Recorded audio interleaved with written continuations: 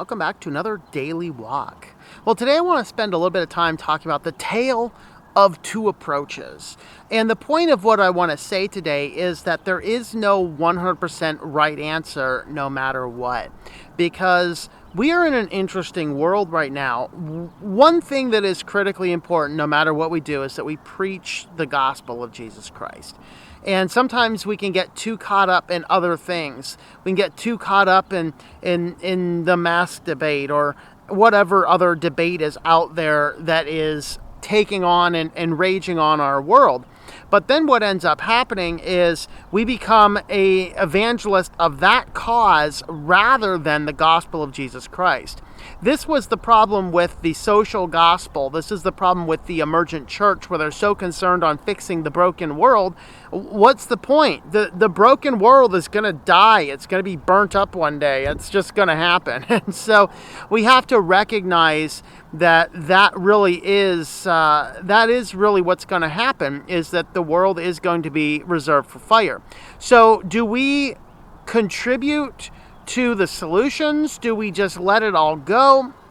And it turned out this week that two people said something to me that were the complete opposite approaches, and I don't think either one of them is specifically right or specifically wrong. And they tie around with matters of truth. They tie around with matters of walking our faith. And what the purpose I want to tell you this is to say, hey, there's multiple ways of thinking of things, and I don't think either one of these is specifically the right or the wrong answer. So let me go ahead and get into these two perspectives. The first is that we live in a world that is in very many ways quite screwed up. And in our screwed up little world, there's all sorts of things which are paraded in front of the world as gospel truth when they are so false it's not even funny. Our current pandemic-ness situation is something that rings a bell. In fact, I actually had a strike against my other channel today for literally quoting the Centers for Disease Control data. And then, of course, on appeal, they said, oh, no, this is a violation. So I'm violated for reporting the truth. So as my friend was recounting similar things like this earlier this week, he talks about the book Silent Spring. And if you remember that book, and I did a report on that in high school, and, and Silent Spring was a book about DDT, and it's going to kill everybody, and we got to ban this stuff. And in so doing, they basically got rid of this perfectly fine insecticide that for all intents and purposes is actually not toxic. There was another scientist who went around the country giving out lectures on why this is safe, and during every single one of these, hundreds of them, he drank the stuff. He just drank the stuff. And he never died of cancer. He never got any of these diseases that they said was going to be gotten. And I'm thinking back about this, and I had this revelation on this today.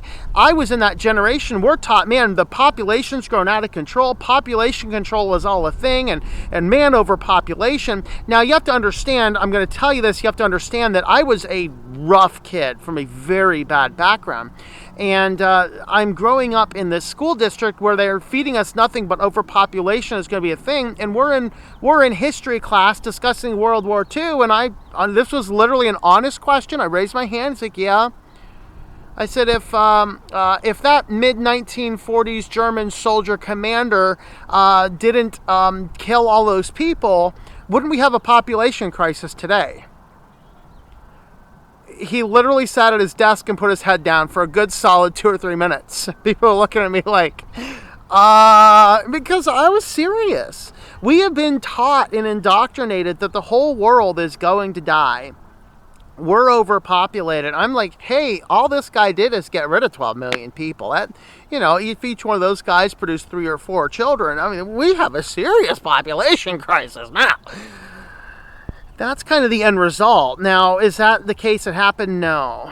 And the same thing with DDT and Silent Springs and the COOF and all of these things going on right now, and climate change. All of these are things that the actual scientific data does not point to the talking points of the people who are trying to control us. And so in this being said, one question is, It doesn't matter. Let's not talk about the problems with Silent Spring. Let's not talk about the problems with the coof. Let's just go about our life and do nothing but share the gospel of Jesus Christ. And as we live out our life, this is one of the tasks. So, of course, it is most important to share the gospel. So, on the one person story is, don't worry about all of these other things. Just do this. Now, I heard the very next day a flip side argument from somebody else who looked around at all this and was initially wearing these masks and initially doing all of the advice. And she had a child who was autistic and just could not put anything on his face. And so she starts looking into the research and she realizes that, wow, there is actually nothing here. And the research is very clear on this, that we're going to be just fine.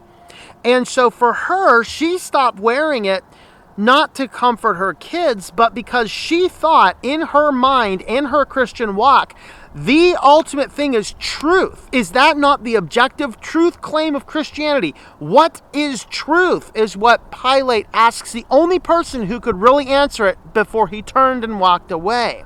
Well, truth is whatever is an objective reality. If we as Christians want to stand up and say this is truth and be persecuted for it, then does it not bear witness to say, I'm going to stand for what is true, irregardless of what the whole rest of the world does, whether that's the gospel of Jesus Christ or a pandemic?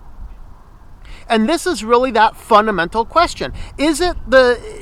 Are we having a bad testimony by not walking in step line with the liars? Well, in this lady's mindset, she says, look, I want to teach my child that we stand for truth wherever we find it. And we have identified truth and we're going to stand on that truth, whether that is our salvation or whether that is some social thing, and let the results be the results. And that is a fundamental good stance. So do we ignore the fact that climate change is a farce and DDT is a farce and the coof is a farce? And do we just, let's just be complicit and share the gospel? Or do we say, no, every aspect of my life, I'm going to stand on the truth as I understand the truth? Neither one of these, I think, is the perfect solution. Neither one of these, I think, is the wrong solution. And it's a tale of two approaches. How do you handle these things? That is a fundamental question. For me, I'm going to stand on the truth. I am going to stand down and say, no, this is what's true. I'm not going to be bold about it. I'm not going to be running an activist stage. I'm not going to be doing all that kind of stuff. But I am going to quietly go about my life under the conditions of what I understand truth to be, as I have researched truth. And so where does this lead us? Well, this way, if I look down and your kids look down and you say, well, I've examined all this and this is true, but we're going to walk lockstep with it anyway. Now your kids could look at you and go, are you not walking in what you know is a falsehood? So are you doing this just to save yourself? Well, that's not Christianity either. You understand that these are complex matters. These are complex things. There is no perfect right, perfect wrong on either of these solutions. And these are those things that we need to think about. So with that, I want to leave it to you guys. What do you guys think? Do we stand on the truth as we know truth? Or do we just say, you know what?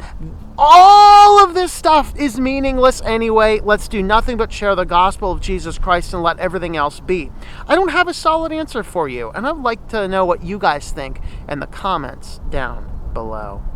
Thanks for watching, and hope that you enjoy your daily walk in our Lord.